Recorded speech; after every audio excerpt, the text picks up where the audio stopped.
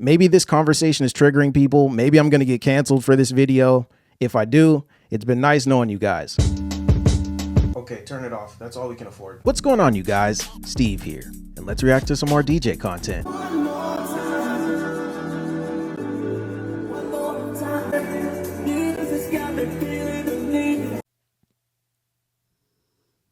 Okay, I've said this before, I don't really care if DJs use the sync button. It does serve a purpose. I encourage newer DJs to use it. If you're pretty new to things, you don't understand music theory, you don't understand the concept of tempo and beat matching, it does help you out, but it does not auto mix for you. There's a bunch of snobby vinyl DJs out there who hate sync because they think it just auto mixes everything and DJs aren't really doing the work if they use digital gear. I think that's stupid. Honestly, I just think it's a bunch of snarky old dudes who are just miserable and mad that they're not getting booked as much as they used to. If you really want to be honest about it. Apparently this account puts DJs on blast if they use the sync button. It's really not that big of a deal to me anyways. What's so stupid about this whole sync button debate is that almost every single song that's been created in the last 40 years has been quantized by digital gear. All of these songs are getting produced with computers and beat grids in perfect timing. It's not the 1960s anymore where everybody's using a manual metronome and they're drumming and playing all these different instruments by ear, just hucking it. The times have changed and I think it's okay. I'm a DJ. Yo, there's a party tonight? Let me get my decks. We're playing Tech House. Yo, your little sister's having a quinceanera? Let me get my decks. Tech House all night, baby. He was an accountant, just like me. I found this secret website that you can download any song for free. Did you know he was an accountant? Bro, I got my USB. No, because I found this website where you can paste in a link from YouTube and download it all for free. Can I plug in? I used to just get blackout with all the boys, but now we're all DJs. So my friend was DJing, right? And then I became a DJ. And then my friends became a DJ.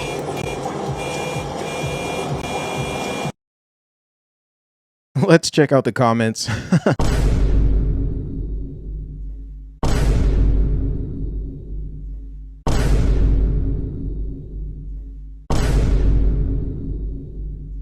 So I made a video recently about how the public perception of DJs has changed within the last couple of years since the pandemic specifically. I really don't care if people want to become DJs. It doesn't keep me up at night knowing that, you know, there's some college kid who got a Flex 4 and wants to start mixing. I really don't care. But there are statistics that show ever since 2021, there's been this huge influx of people entering the DJ space and they're not really practicing and they're objectively not that good. I think this video is really funny, but there's a bunch of truth to it. There's a bunch of people out there who think DJing is just some shortcut to getting paid, to getting women, to getting famous. Nowadays, when most people hear that you're a DJ, they don't really care because they just assume, oh, there's another one. He doesn't want to get a real job. He probably sucks. People don't really have respect for DJs unless they see that you have some type of clout. You're getting a bunch of views, followers. Again, I don't really care who wants to become a DJ. It's not my job to police people and check who's authentic and who's not. I just advocate for everybody to support those people who are genuinely trying, those people who put in the work, those people who practice. Stop rewarding all the gimmicks. I also think DJ bookers created this problem. All these people who book these clubs, bars, festivals, they created this because they allow this. If you're friends with these people, if you have 50K plus followers, they'll let you slide. And I think that's the issue. Everybody else has to work hard. Everybody else has to get good, but they let all these people slide because, hey, they have followers. Hey, this is my roommate. And I think that's super whack. I don't understand why y'all can't accept that house music is black music, but black people don't know that. This is something that I've noticed for most of my life.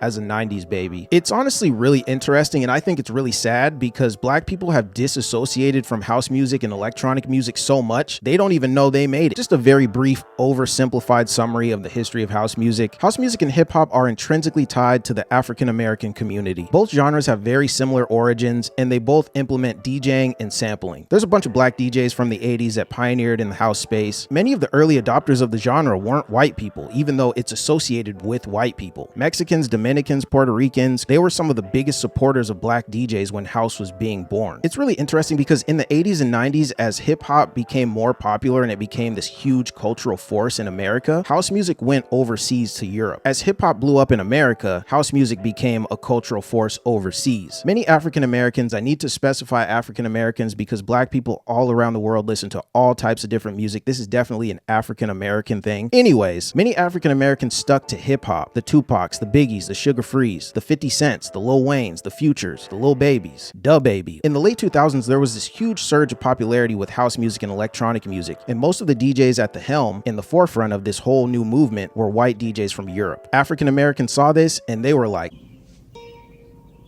what the fuck is this piece of shit? there's so many ways this conversation can branch off. I think this is really interesting because I've noticed it with some of my friends. I've noticed this with some of my family. Even during my stint as an open format club DJ, I notice whenever you're playing hip hop, whenever you're playing YG and Future and all these rappers, all the black people in the room are super stoked on it. They're dancing, they're hyped. But as soon as you play some house music, as soon as they hear an EDM build up, they check out. They're over it. They're giving you death stares. They're going over to the bar. They're standing against the wall. They're complaining. They look pissed. They're folding their arms. They hate it. As I get older as a black man, I think it's very important for black people, African Americans specifically, to champion their own culture. You're just not going to hear about the achievements of black people, African Americans in a textbook, on TV, on the news, from other races, from other people. So we need to keep that alive. We need to educate ourselves. I think it's really sad that black people, step back from their own creation and they're like, I don't even know what this is. This doesn't belong to us. This isn't our thing. It's extended across the world. It's far greater than just African Americans. And I think that's something to be proud of. I think that's really cool. You don't really see music from other cultures, from other races that, reach that global appeal like that. But yeah, I do think it's important for black people to educate themselves on their own history. In the words of Fredro Starr, do the knowledge. Maybe this conversation is triggering people. Maybe I'm going to get canceled for this video.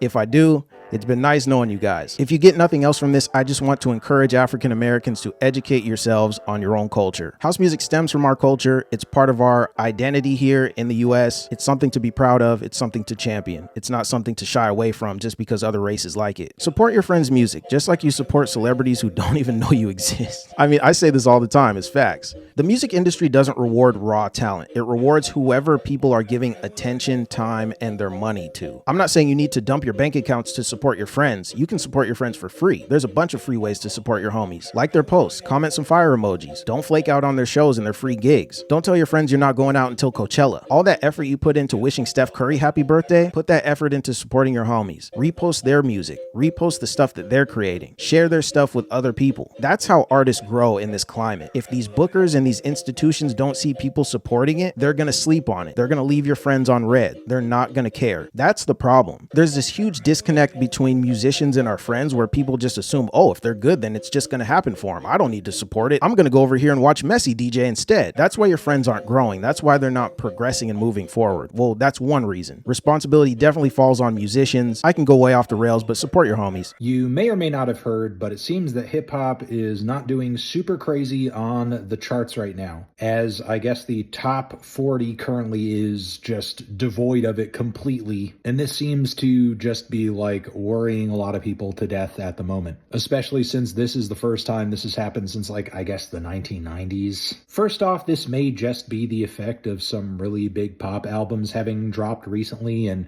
you have artists like Taylor Swift who are basically taking up numerous spots in the top 40 right now through Life of a Showgirl. Just kind of is what it is. That is just how massively popular she is in this moment. But then in addition to that, you sort of have a lot of hip hop's solid hit makers of the past 10 plus years pretty much slipping in terms of commercial relevance. Either that or it's been a minute since they've come out with something. And if that is the case, I don't know, so be it. If anything, seeing rap music slip off commercially for a short period of time could be good for the genre, could encourage artists and listeners to not listen to music with calculators and decide what is good and what is hot and what is not based upon however many streams it's getting on any given day, which is like just about one of the worst deciders you could use to pick what is of artistic merit and what isn't. Maybe instead, once we stop worrying about the numbers and who is doling out hits, we can actually just start listening to the music again and deciding what's good and what's not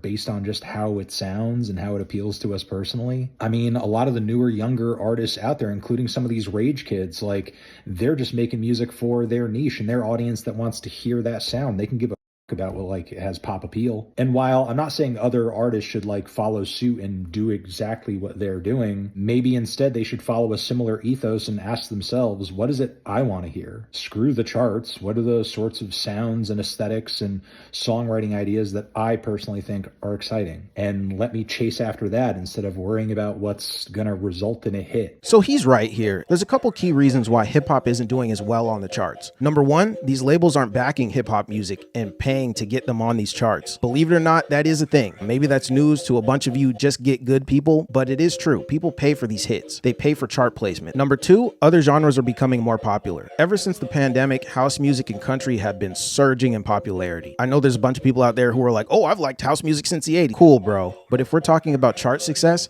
house music is crushing it right now. Because other genres are getting more popular, these labels are kind of backing off of these rappers. Three, we're also seeing a bunch of these rappers downsizing their tours or canceling their tours entirely. Four, we're also seeing a bunch of these rappers going indie. A bunch of these rappers don't care about the charts. They don't care about making hit records. They're just making music for their followers, the people who actually care about their music. There's a whole bunch of other reasons I'm leaving out just for the sake of time. The industry is pulling back on hip hop and these rappers don't really care. Oh man, I got something in my eye. I always get something in my eye right when I start cooking in these videos. Even though hip hop isn't considered commercially viable right now, we're getting fantastic music this year. Clips is cooking, Mobb Deep is cooking, Alchemist is cooking. We're seeing this return of cohesive albums and quality lyrics. But the TikTok slop is what was working and people are kind of over it. Do I think hip hop is dying? No. Honestly, the term hip hop is so murky and muddy. There's so much music that qualifies as hip hop. There's a bunch of stuff that doesn't qualify as hip hop. It's kind of just this umbrella term. There's a bunch of artists out there who don't care about the charts. They just want to make dope stuff.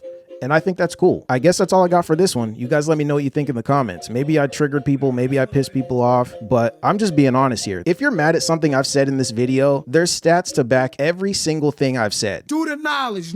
Don't get mad at me. Get mad at the general consensus. Get mad at Google. Get mad at dictionaries. As always, I appreciate you guys, and I'll catch you in the next one.